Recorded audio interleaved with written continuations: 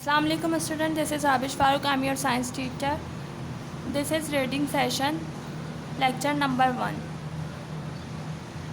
We are going to start unit number 1, building unit of life, ज़िंदगी की तामीराती unit, page number 1.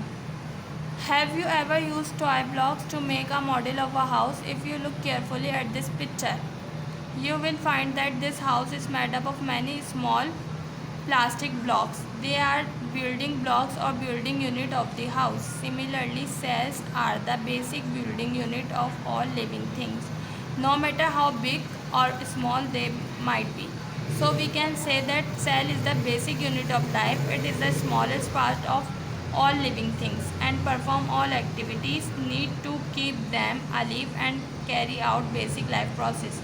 ये कह रहे हैं कभी आपने बचपन में छोटी छोटी ब्लॉक से घर बनाया है, घर का मॉडल बनाया है?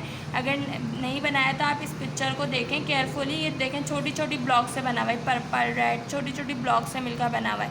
इसी तरह से ये जो छोटी छोटी ब्लॉक्स हैं क्या हैं, इस हाउस की बिल्डिंग यूनिट्स हैं. इसी तरह से हमारा जिस्म, कोई भी लिविंग थिंग में सेल्स जो होते हैं वो बेसिक बिल्डिंग यूनिट्स होते हैं. किसी भी जिस्म का बेसिक बिल्डिंग यूनिट्स होते हैं उसको बनाने में. अब ये मैटर नहीं करता कि वो कितने बड़े हैं और कितने छोटे हैं. सो इसीलिए हम कह सकते हैं cell is a basic unit of life, यानी सेल बुनियादी इकाई है ज़िंदगी का. It is the smallest part of all living thing. ये सबसे छोटा हिस्सा होता है किसी भी जानदार चीज़ का. And perform all activities need to keep them alive. और ये तमाम सरगर्मियाँ अदा करता है ज़िंदा रहने के लिए. And carry out the basic life process.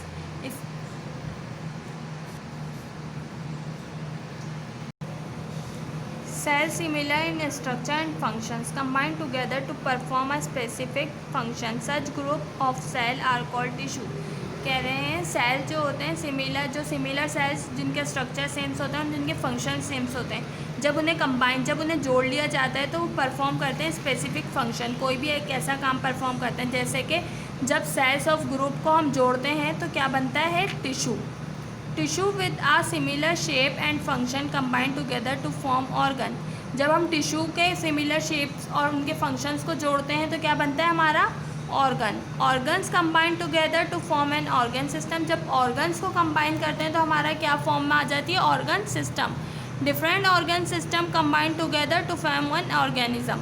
जब हम डिफरेंट ऑर्गन सिस्टम को कंबाइन करते हैं तो क्या बनता है हमारा, ऑर्गेनिज्म. कोई भी जानदार जिस्म की साख बन जाती है. यानी some living organism are made up of only one cell and some are made up of million of cell. कुछ लिविंग ऑर्गेनिज्म एक सेल से बने हुए होते हैं और कुछ जानदार एक से ज़ायद सेल से बने. On the basic the number of cell organism classified as unicellular and multicellular. इसीलिए बेसिक और नंबर ऑफ सेल की बुनियाद पर ऑर्गेनिज्म को क्लासीफाई कर दिया. एक होते हैं यूनिसेलुलर यानी एक सेल वाले सेल ऑर्गेनिज्म और एक होते हैं मल्टी सेलुलर यानी मैनी सेल्स पर dependent cell. Unicellular organisms which are made up of only one cell are called unicellular. In a unicellular organism, a single cell carry out life process. They can only be seen under a microscope. A few examples of unicellular organism are the amoeba, bacterium, yeast and parasite. देखें वो organism जो सिर्फ और सिर्फ uni means होता है one, एक cell से मिलकर बने, वो क्या कहलाते हैं, यूनिसेलुलर ऑर्गेनिजम्स. यूनिसेलुलर ऑर्गेनिजम्स की एक कैरेक्टरिस्टिक ये भी है कि ये सिर्फ और सिर्फ अंडर आ माइक्रोस्कोप ही दिखते हैं. You can see this a picture. ये माइक्रोस्कोप से ही दिखते हैं. इसकी मिसाल में क्या है, अमीबा, बैक्टीरिया, ईस्ट वगैरह. Number 3 page number 3 multicellular organism. Living things such as human being, plants and animal are made up of million of cells. They are called multicellular organisms. वो ऑर्गेनिज्म जो एक से ज़्यादा सेल से मिलकर बने वो क्या कहलाते हैं, मल्टी सेलुलर ऑर्गेनिज्म. इसकी मिसाल क्या है, जैसे कि हम इंसान, प्लांट्स पौधे एंड एनिमल्स जानवर, ये किससे मिलकर बनते हैं, मिलियन ऑफ सेल्स से. इसीलिए हम इन्हें क्या कहा जाता है, multi cellular. In a multicellular organism, different cells are specialized to perform different duties. Multicellular organism के different cell क्या करते हैं, different duties perform करते हैं. Multicellular organism are visible to the human eye. Multi cellular organism जो भी होते हैं वो नमूदार हो जाते हैं ह्यूमन आई से, यानी हम एक दूसरे को देख सकते हैं, इंसान एक दूसरे को देख सकते हैं, पौधों को हम देख सकते हैं, और जानवरों को हम अपनी ह्यूमन आई से देख सकते हैं। तो पिक्चर्स क्या हैं? Multicellular organisms. Now students, plant and animal cell, पौधे और जानवरों के cell. Cells come in different types, size and shape and each of them has it own function and jobs. Cells की डिफरेंट टाइप्स होती हैं, different किस्में होती हैं, उनके डिफरेंट साइज़ होते हैं, उनकी डिफरेंट शक्ल होती है इन ईच देम, और उनके अपने अपने फंक्शन और अपनी अपनी जॉब्स होती हैं।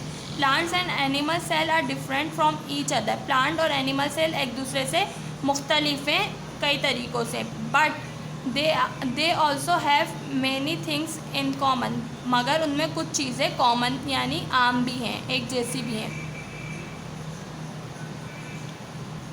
So how can we differentiate an animal cell from a plant cell? हम कैसे एनिमल सेल और प्लांट सेल में डिफ्रेंशिएट करते हैं ये अब हम नेक्स्ट लेक्चर में पढ़ेंगे इंशाल्लाह। We will meet in next lecture. जज़ाकल्लाहु खैरा। अल्लाह हाफ़िज़।